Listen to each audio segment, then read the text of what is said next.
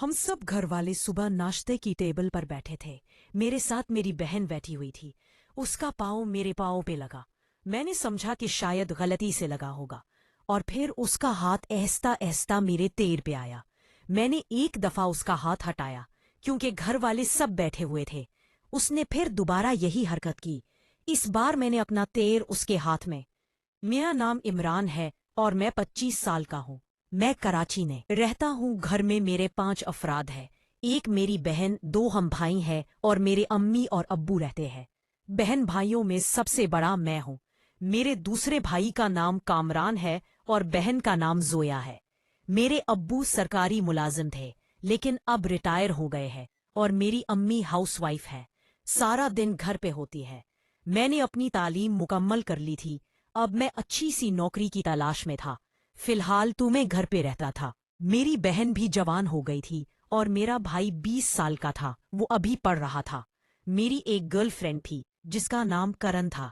वो यूनिवर्सिटी में मेरी गर्लफ्रेंड बनी थी और मैं उसी से शादी करने वाला था। अब इंतजार में था कि मेरी कोई अच्छी सी नौकरी लग जाए, और मेरी बहन भी एक लड़के को पसंद करती थी। वो कजिन जाद भाई था। उसका नाम असफ था और वो भी हमारे पड़ोस में रहता था। हमारे घर आता जाता रहता था।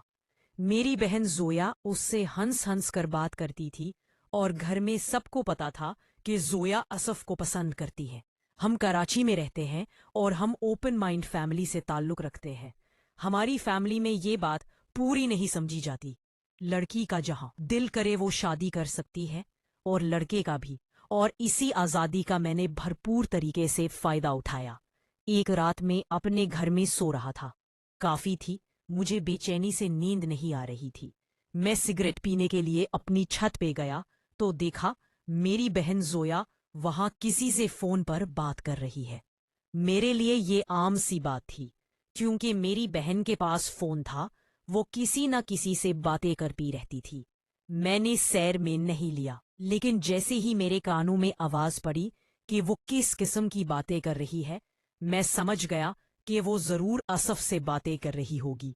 वो असफ को कह रही थी कि जब तुम पिछली बार आए थे और तुमने किया था, मुझे बहुत सुकून मिला था।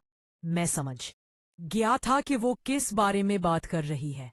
मैंने बिना कोई आवाज की है उसके पीछे खड़ा रहा और उसकी बातें सुनता रहा। और फिर वो उसी को कह रही थी कि अगली दफा तुम कब आओगे। मैं आज भी छत पे बैठी हूँ। तुम चाहो तो आ जाओ, मैं नीचे आके गेट खोल देती हूँ। शायद असफ उसे मना कर रहा था। मेरी बहन बहुत इसरार कर रही थी। शायद उसका दिल कर रहा था कि इस वक्त उसे वो चीज सता रही थी। मेरी बहन ने असफ की बहुत मिन्नतें की, लेकिन वो ना आया। शायद उसका दिल भरा हुआ था। फिर मेरी बहन ने कहा कि चलो, तुम तो नहीं रहे, कोई बात नहीं, तुम मेरा फोन पे ही काम करवा दो।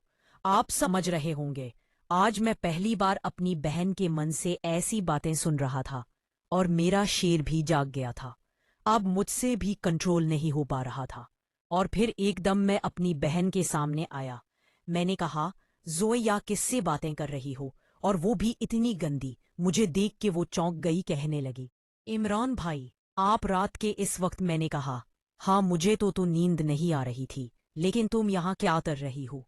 तो मेरी बहन कहने लगे, इमरान भाई, मुझे भी नींद नहीं आ रही थी, इसलिए मैं छत पे आई हूँ, असफ से बात कर रही थी। फिर मैंने अपनी बहन को कहा कि अभी से तुमने असफ के साथ सब कुछ कर लिया है, तो शादी के बाद क्या करोगे। ऐसा ना हो कि वो तुम्हारी इज्जत करना छोड़ दे।